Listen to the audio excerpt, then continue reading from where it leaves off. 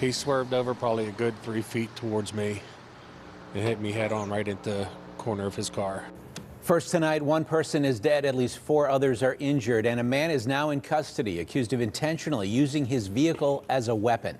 2 of the victims are teenage girls, one with leg injuries so severe she needed a blood transfusion and will need many surgeries. Thanks for joining us at 5. I'm Ken Rice. And I'm Christine Sorensen. This was a violent crime spree that police say went on for 12 hours and also involved carjackings, hit and runs, and a deadly stabbing.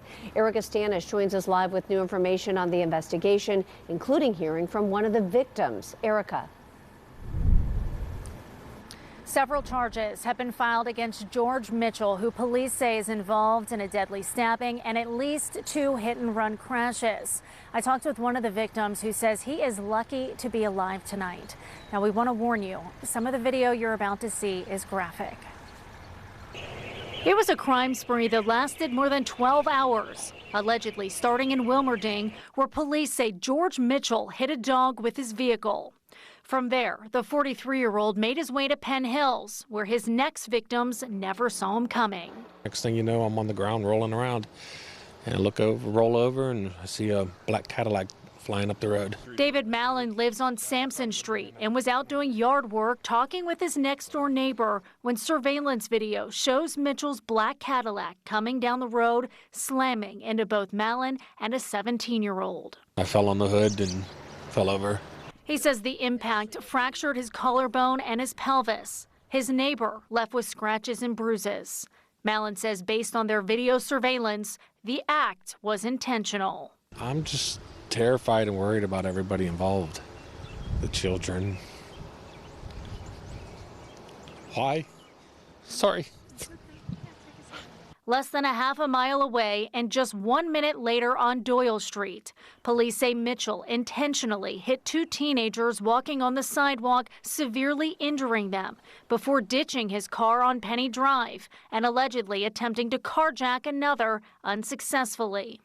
Around 5 hours later, police say Mitchell showed up at UPMC Mercy Hospital with a woman who had been stabbed on Penny Drive.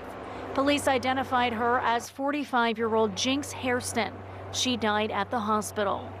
Police say it was 2 a.m. when Mitchell crashed a different car on Frankstown Road, sparking an hours-long manhunt. Police say he was taken into custody at 5 a.m. And I hope he's all right for getting maybe some mental help. I don't know. But at the same time, he deserves to pay for what he's done. Nobody deserves this. So far, Mitchell is facing charges including attempted homicide and aggravated assault by vehicle. As of right now, county police say no charges have been filed in the deadly stabbing incident. But as you can imagine, all of the incidents that are under investigation right now continue as police look into it all. Reporting live from Allegheny County Police Headquarters, Erica Stanish, KDKA-TV News. Thank you, Erica. And new at 5, we continue our team coverage tonight with a closer look at the victims and the pain and heartbreak left behind. KDK's Shelley Bortz is in Penn Hills with how neighbors in both communities are coping. The crime scene tape may be gone tonight, but the house behind me remains at the center of a deadly investigation. Neighbors here in Penn Hills tell us the shock hasn't faded. Jinx was a nice person. I'm so sorry. Neighbors who live next door say Jinx Hairston wasn't just someone on the block. She was a friend. April King tells us Hairston welcomed her to the neighborhood the day she moved in, and they've been friends ever since. Their daughters even cheer together. Tonight, King is struggling to process that Hairston was stabbed to death, allegedly by the father of her children. Why? Why? Because she's not a troublemaker. She kept to herself. She took care of her kids. That's what I know about that lady. I'm so sad that that lady is gone. This is horrible. Another neighbor says the violence has left many on edge. He describes coming home late last night to flashing lights, emergency vehicles, and police everywhere. He says the entire neighborhood was flooded with chaos as word spread that his neighbor had been killed. Very devastating. She was a really nice woman. It's supposed to be a good neighborhood. It's quiet.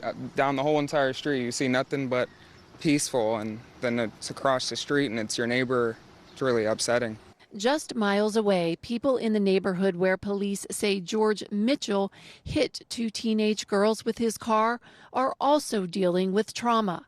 A man who lives nearby says the scene was chaotic. There were these 2 14-year-old girls who were walking down the street, and then apparently this car, I think they were saying it was some sort of black Cadillac, had come down, turned around right in front of our house, and came up and hit one of the girls, I think pretty much directly, and like indirectly hit the other girl. All of our neighbors were gathering down here as we were seeing one of the girls loaded up on a stretcher into the back of the ambulance. I'm tired.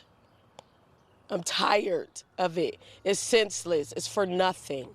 Tonight, George Mitchell has not been charged with the stabbing death here in Penn Hills. Police tell us the investigation is ongoing. Reporting in Penn Hills, Shelley Bortz, KDKA-TV News.